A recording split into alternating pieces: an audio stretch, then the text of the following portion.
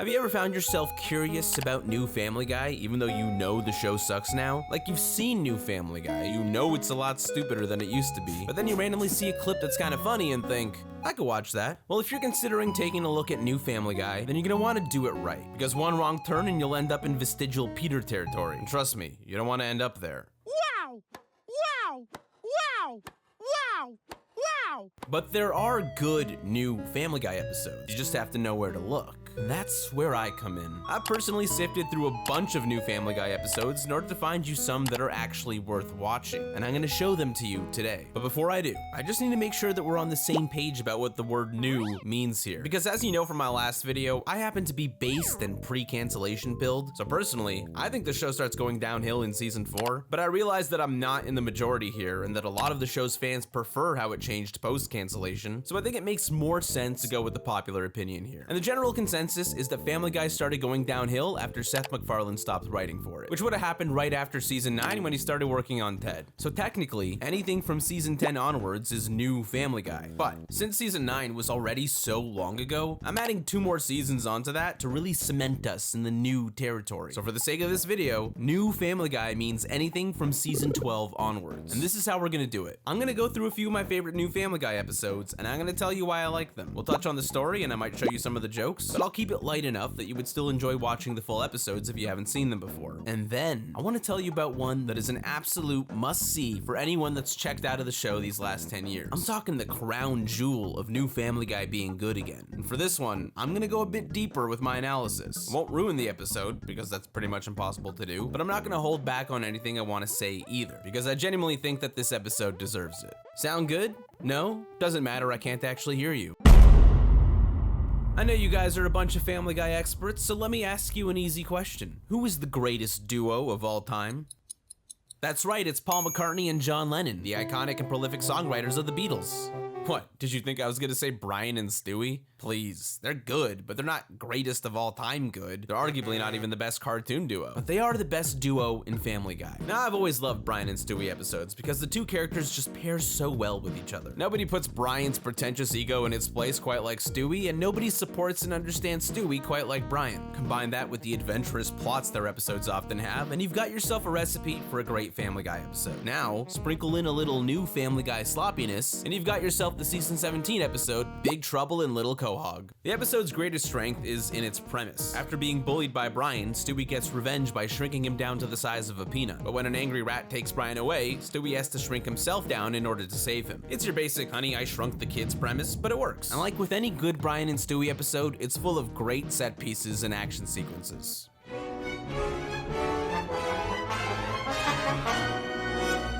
My God, we're in the trash outside! But I don't just like this episode because of the action. I'm a man of culture. I have a refined taste for comedy. I plug my Discord randomly in the video to catch viewers off guard, link in description. And that means that I like my Family Guy episodes to have subversive humor that gets a solid chuckle out of me. And for the most part, this episode delivers on the jokes. Not always, there are definitely a couple of duds in there, but I found myself laughing enough to say that they did a good job with this one. How am I supposed to get down? That was the only baggie. Use either the tampon strings or the discarded dental floss and rappel down.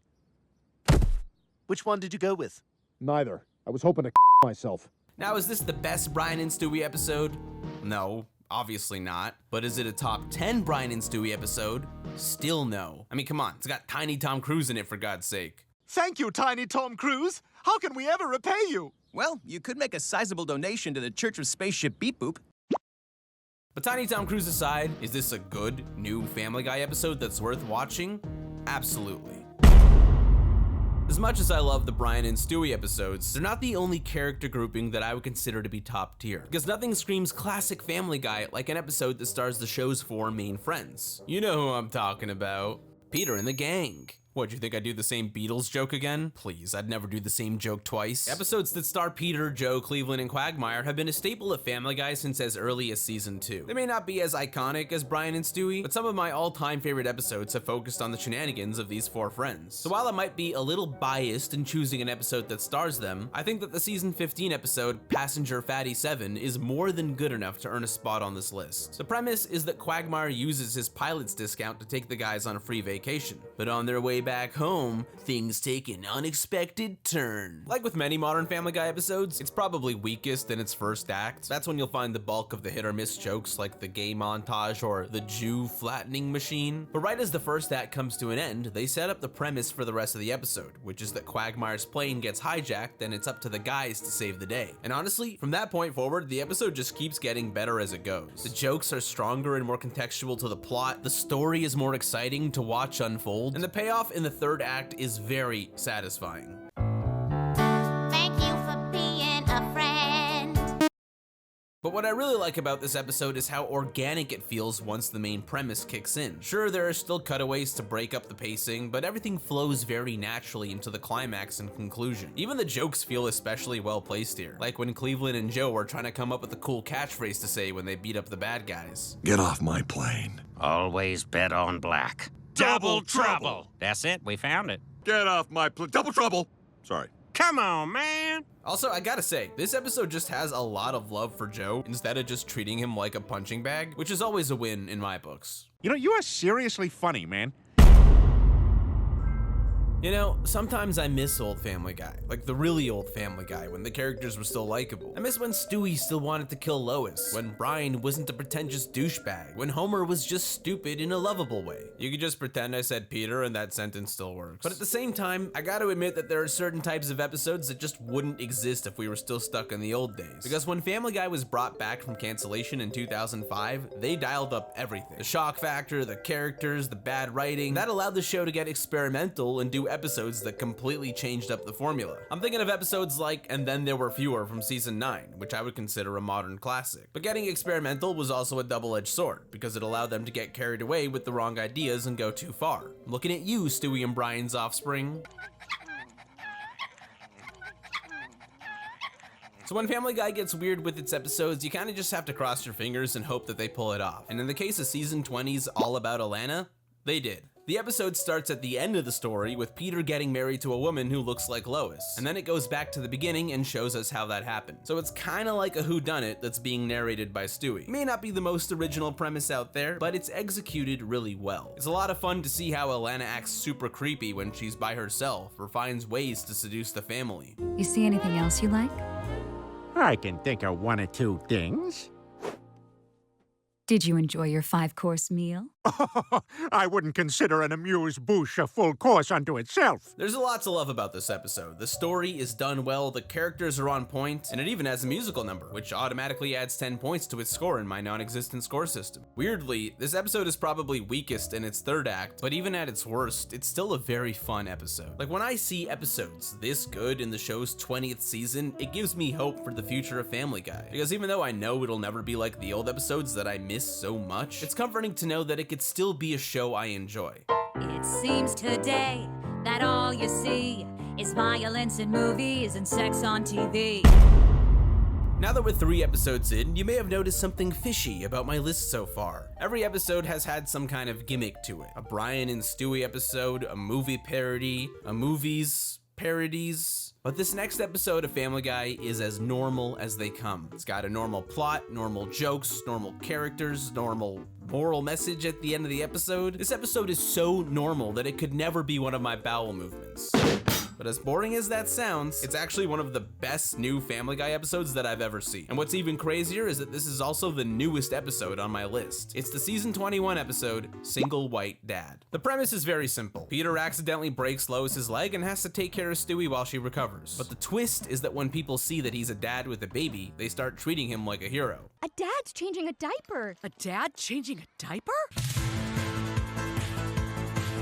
From there, the story flows into a simple but effective conclusion. And that's exactly why this episode is so good, because it's simple. There's no B-plot, only one cutaway, and everything stays grounded in the story. And the jokes aren't shocking or subversive, they're just well-written jokes. Can you get rid of this fly? There's a swatter in the top drawer of the dresser. Okay, that drawer is full of sex toys. Try the middle drawer. Is this a bit? Because that drawer is also filled to the brim with sex toys. Sorry.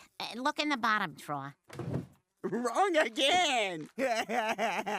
Even the weaker jokes aren't outright bad like they can be in most new Family Guy episodes. But my god, the best part of this episode is the entire third act. It all takes place in real time, which makes it feel similar to a single-shot movie scene, and it functions as a build-up for both the comedy and the climax of the story. It's honestly so well executed that I refuse to show any clips of it just in case you haven't seen it yet and want to, because it really is one of my favorite moments in all of modern Family Guy. It's a funny and satisfying conclusion to the story, and even the predictable moral message at the end, which they do in so many episodes, feels earned here because of how grounded the story was. You're actually able to believe that Peter learned his lesson because you see it happening as everything progresses. It's not a perfect episode. I think some people might find one of the opening gags to be kind of stupid, because it is, but if you decide to watch and the first minute or two doesn't pull you in, give it a chance, because this one really is worth the watch. So how long have you had a pet cloud? That's a skylight. Does it bite? Alright guys, I know we're all very excited about seeing the #1 episode on my list. I get it, I have good taste, my videos are very enjoyable to watch. But before we can talk about the crown jewel of new Family Guy, there are a few episodes that deserve a shout out from me first. Because even though they didn't make my top 5 list, they're still good. Just not good enough for me to feel like writing a lot about them. So in a lazy effort to pay them homage, here's a list of episodes that you should check out if you want even more new Family Guy to watch. Season 20, episode 16, Prescription Heroin. Lois gets addicted to painkillers and Cleveland gets the Griffin's old ping pong table. Sounds kind of like a bad premise, but it's actually a pretty solid episode with a bit of a dark side. Oh my god, that's the last pill. Oh, damn it, my hand's too big, it won't fit. Season 16, episode 11, Dog Bites Bear. Brian gets drunk and destroys Rupert, prompting Stewie to run away. This is definitely not the best Brian and Stewie episode, but it is pretty decent as far as modern Family Guy episodes go. Some laughs hit harder than others, but it does have heart, which I really appreciate. Why is Rupert the one baby thing you're hanging on to? Why are you so upset over a doll when I'm real and I'm still here? Because Rupert was going to be with me forever! Season 13, episode 14, hashtag Jolo. Inspired by Peter committing a careless act of heroism, Joe decides to become a new man. Now, I'm purposely not going to say too much about this episode because I think it's actually worth seeing it unfold for yourself, but honestly, this is probably one of the best episodes in this whole section, and I was even considering it for the main list. It's just like Gandhi always said. Eat as much as you want and do whatever. And don't be afraid to hit each other. Okay, for this last one, I'm gonna cheat a little bit. It's season 11, episode 10, Brian's Play. Brian finally finds success when he writes a hit play. I know I said I wouldn't be talking about anything from before season 12, but it would be a crime not to mention this episode, because after so many years of jokes about Brian being a terrible writer, getting to see him succeed makes for a fun and fresh episode premise. Not every joke lands, but the story underneath is good enough to carry all of the misses, and it ends up being a really cool and introspective character study on Brian. May every person that laughs at your sophomoric effort be a reminder of your eternal mediocrity and pierce your heart like a knife. Alright, we're finally here, the crown jewel of must-watch new Family Guy episodes. I have a feeling some people are going to be upset with me for this choice, because I went with a pretty controversial pick, but after a long period of consideration, I think that without a doubt, I had to go with Rubber Soul by the Beatles. I mean, sure, it's no Abbey Road or White Album, but it's got the perfect blend between the old style and their new style. And I mean, girl? I was lying earlier when I said I would never do the same joke twice. But alright, enough stalling. The episode I chose for the #1 spot is the season 16 episode, Send in Stewie, Please. I can already hear all the diehard Family Guy fans groaning at the idea that I would choose this, but god damn it, I think it's a really great episode. It's not your typical Family Guy episode. If anything, it feels more like a short play than a cartoon. The premise is that Stewie is sent to the psychiatrist's office after pushing a kid named Tyler down the stairs. And once his appointment starts, the episode is all dialogue and monologues. There are no cutaways, barely any jokes, and only a brief flashback style scene to break things up a little. It's pretty much everything that a typical Family Guy episode isn't. In fact, if anything, it feels kind of like that one BoJack Horseman episode, Free Churro, which is just a 30-minute monologue that lasts the entire episode. But despite being so different from the rest of the show, I couldn't help but find it incredibly captivating to watch. The whole episode slowly peels away at the facade of Stewie's character in order to give us a deeper look into who he really is. It's the most vulnerable version of Stewie we get to see in the entire series. It's emotional, shocking,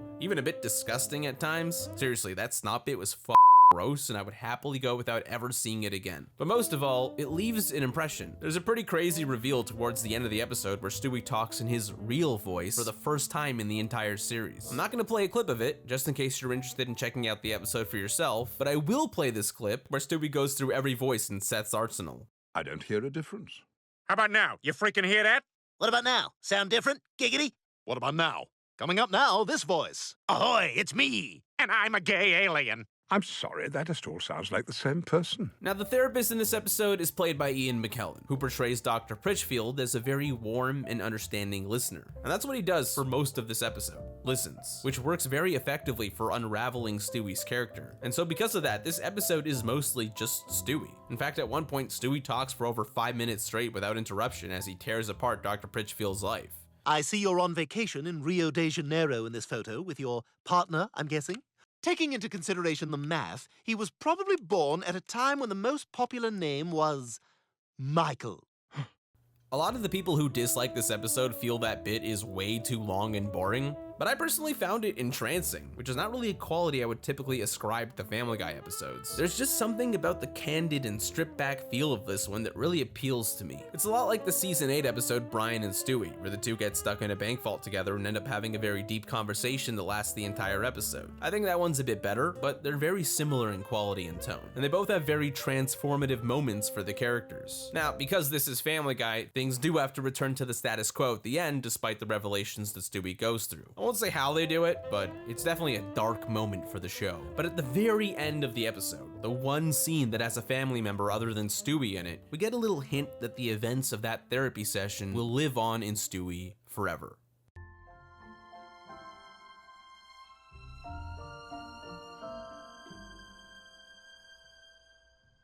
So there you have it, 5+ episodes of new Family Guy for you to check out. What'd you think of my list? Did you love it? Did you hate it? Have you joined my Discord server yet? Please join the server, there are too many Weezer fans in there right now. Anyways, the point of this video is to show people that even though Family Guy has gotten so much worse over the years, it's still capable of producing good, or even great episodes every so often. And even if the best of the new episodes is still worse than what the show was at its peak, there is still one thing that will always be true. New Simpsons is worse.